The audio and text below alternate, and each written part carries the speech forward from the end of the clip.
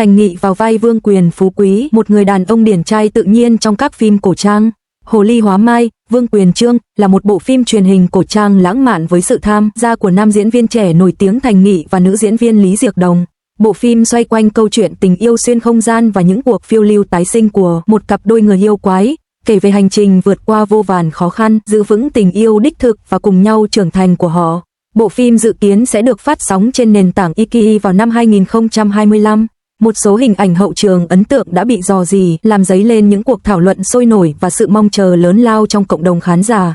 Là một thể loại phim truyền hình phổ biến trong những năm gần đây, phim giả tưởng đã thu hút vô số khán giả với thế giới quan kỳ ảo, những câu chuyện tình yêu lãng mạn, trang phục và đạo cụ tinh tế cùng hiệu ứng đặc biệt tuyệt đẹp. Các tác phẩm như Sao Chang Siang Si Sao, Sao Kang Lan Du Sao, Sao Axis of Love Sao và Sao Eternal Love Sao là những ví dụ kinh điển của phim giả tưởng. Bộ phim Sao Hồ ly hóa mai mối sao là một tác phẩm giả tưởng được chuyển thể từ bộ truyện tranh cùng tên, tập trung vào câu chuyện tình yêu giữa các linh hồn hồ ly và con người. Bộ phim khắc họa một thế giới giả tưởng phương Đông huyền ảo. Kể từ khi ra mắt vào năm 2015, bộ phim đã phát hành nhiều chương, bao gồm chương Trăng Đỏ, chương Lá Tre, chương Quyền lực Hoàng gia và Chuyện Anh hùng. Mỗi chương đều nhận được sự yêu thích và khen ngợi rộng rãi. Thành Nghị, một diễn viên tài năng nổi tiếng nhờ vai diễn xuất sắc trong bộ phim truyền hình Hoa Liên Các năm 2023.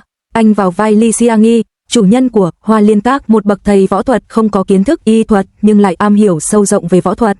Khả năng diễn xuất tuyệt vời và vẻ ngoài điển trai đã giúp Thành Nghị nhận được nhiều lời khen ngợi, đưa anh trở thành một trong những diễn viên trẻ nổi tiếng. Trong Hồ ly hóa mai, chương Vương Quyền, Thành Nghị sẽ đảm nhận một vai diễn phức tạp hơn Vương Quyền Phúc Quý. Vương Quyền Phú Quý là thành viên trẻ tuổi xuất sắc nhất của gia tộc Vương Quyền, là chiến binh đạo giáo mạnh nhất. Tuy nhiên, từ nhỏ anh đã bị gia đình kiểm soát nghiêm ngặt, cuộc sống thiếu tự do và niềm vui. Chỉ có thanh kiếm trong tay là người bạn thân thiết nhất của anh. Với lòng tò mò và khao khát khám phá thế giới bên ngoài, chàng gặp Thanh Thông, một nữ gián điệp do người phụ nữ độc ác phái đến. Sau hàng loạt cuộc phiêu lưu và thử thách, họ yêu nhau, nhưng sự khác biệt lớn về địa vị xã hội đã thử thách tình yêu của họ.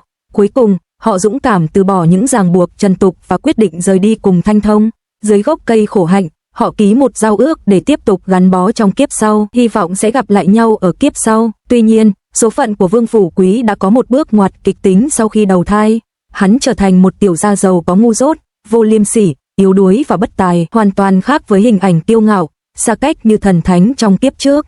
Tuy nhiên, Thanh Thông vẫn giữ được sắc đẹp và lòng tốt chỉ để đối mặt với sự thờ ơ của Vương Phú Quý. Sự tương phản rõ rệt này đặt ra câu hỏi liệu tình yêu của họ có thể vượt qua vực sâu thời gian và khơi dậy lại ngọn lửa đam mê thuở ban đầu. Những bức ảnh mới nhất của Reuters hé lộ sức hút của Thành Nghị trong Hồ ly hóa mai. Chương Vương Quyền khoác trên mình chiếc áo choàng trắng, tóc búi cao và đeo châm cài hình mây vàng ở thắt lưng. Anh toát lên vẻ quý phái, anh múa kiếm trên tuyết, kiếm pháp điêu luyện và uyển chuyển, khí thế mạnh mẽ gợi nhớ đến Lý Liên Hoa trong Lông Sen Các Đình.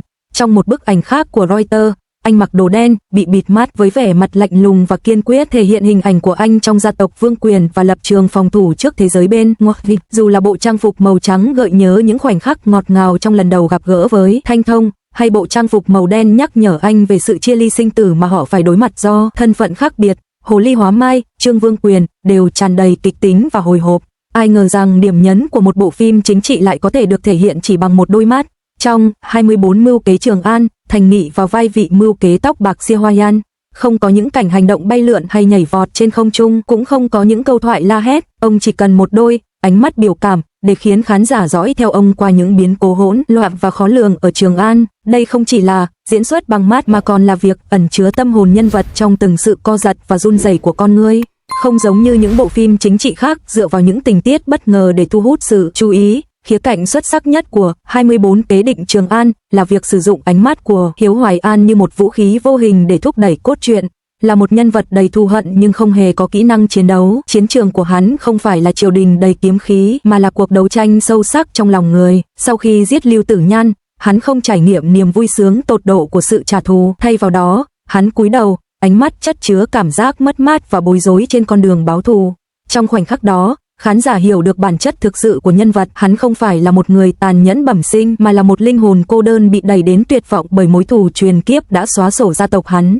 Khi đe dọa Dương Chu Hao, ánh mắt của hắn tràn đầy khí chất nham hiểm và áp bức xuyên thấu màn hình, nguy hiểm hơn bất kỳ lời lẽ cay nghiệt nào, khiến đối thủ run rẩy mà không cần phản kháng. Diễn xuất bằng ánh mắt của Thành Nghị nằm ở sự chính xác trong cách thể hiện tinh tế các nhân vật khác nhau. Những người quen thuộc với các tác phẩm trước đây của anh đều biết rằng ánh mắt của anh không bao giờ lặp lại. Trong Sao Lâu Đài Liên Hoa sao, ánh mắt của Lý Liên Hoa dịu dàng và thanh thản, ánh nhìn cúi xuống che giấu lòng từ bi Phật giáo. Trong Sao Hương Trầm Như Vụn Bánh sao, ánh mắt của anh nguyên sâu thẳm và kiên định, bộc lộ tình yêu sâu sắc dành cho nhân loại và sự kiềm chế trước những ràng buộc xã hội.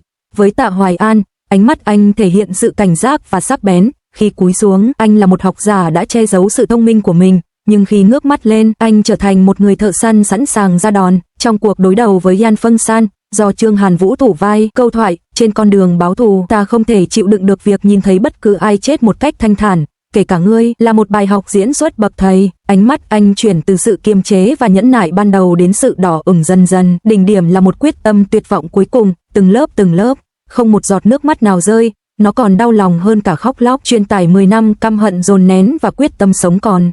Ánh mắt của Sia Hoyan còn ẩn chứa những mâu thuẫn và sự dịu dàng phức tạp nhất của nhân vật. Anh ta tàn nhẫn với kẻ thù, nhưng khi đối mặt với người em gái Bai Wan, người không nhận ra anh ta, đứng sau đám đông, ánh mắt anh ta tràn ngập nỗi đau buồn và lo lắng, nhưng anh ta không dám thừa nhận cô vì sợ làm cô liên lụy. Sự dịu dàng kìm nén đó ngay lập tức làm cho hình ảnh của kẻ báo thù này trở nên sống động. Sau khi cậu bé hầu Amor bị giết, anh ta không gào thét một cách điên cuồng, nhưng ánh mắt anh ta tràn đầy giận dữ, đường quai hàm hơi run lên, kìm nén cơn giận và nỗi đau buồn. Sự bùng nổ thầm lặng này có sức ảnh hưởng mạnh mẽ hơn bất kỳ cử chỉ cường điệu nào. Để nắm bắt chính xác những chi tiết này, Thành Nghị đã nhiều lần trau chuốt diễn xuất của mình trong thầm lặng, thậm chí còn suy nghĩ về nhiệt độ nước để uống trà. Anh ấy đã quay cảnh độc thoại trong cung đình tới 38 lần, chỉ để tìm ra nhịp điệu cảm xúc phù hợp trong ánh mắt của mình. Sự tận tâm với diễn xuất này chính là điều đã tạo nên sự tập trung kịch tính trong ánh mắt của Sia Hoyan. Trong một ngành giải trí mà sự đen tối được định nghĩa bởi lớp trang điểm đậm và lời thoại cường điệu, đôi mắt biểu cảm của Thành Nghị là một làn gió mới.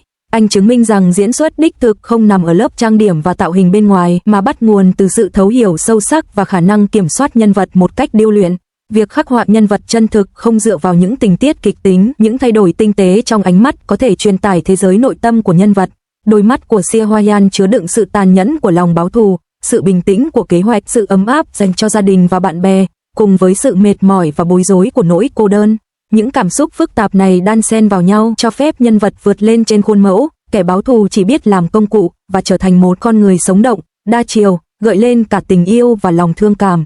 Bộ phim truyền hình ăn khách 24 Kế định Trường An đã đưa diễn xuất bằng ánh mắt của Thành Nghị lên vị trí dẫn đầu các tìm kiếm thịnh hành, với cư dân mạng trở thành người giải mã ánh mắt, phân tích từng thay đổi trong đồng tử của anh để đoán các tình tiết cốt truyện và tính cách nhân vật qua ánh mắt. Đằng sau điều này là khát vọng của khán giả về diễn xuất nhập vai và sự phản kháng chống lại những màn trình diễn hời hợt của thời đại bị chi phối bởi truyền thông. Thành Nghị sử dụng ánh mắt để cho chúng ta thấy rằng một diễn viên giỏi có thể khiến nhân vật sống trong chính mình, và quan trọng hơn, có thể đưa nhân vật vào trái tim khán giả thông qua những biểu cảm tinh tế nhất.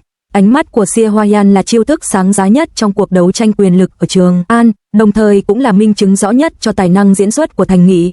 Trong khi ngày càng nhiều diễn viên dựa vào hiệu ứng đặc biệt và bộ lọc, anh ấy vẫn trung thành với bản chất của diễn xuất, chinh phục khán giả bằng câu chuyện thông qua ánh mắt. Kiểu diễn xuất bằng mắt này không chỉ hỗ trợ nhân vật Sia Hoyan mà còn củng cố nền tảng diễn xuất trong phim truyền hình Trung Quốc. Chúng ta hy vọng sẽ có ngày càng nhiều diễn viên như anh ấy và mong được thấy kiểu diễn xuất xuất sắc, kể cả tiếng sấm trong im lặng này trong nhiều tác phẩm xuất sắc hơn nữa.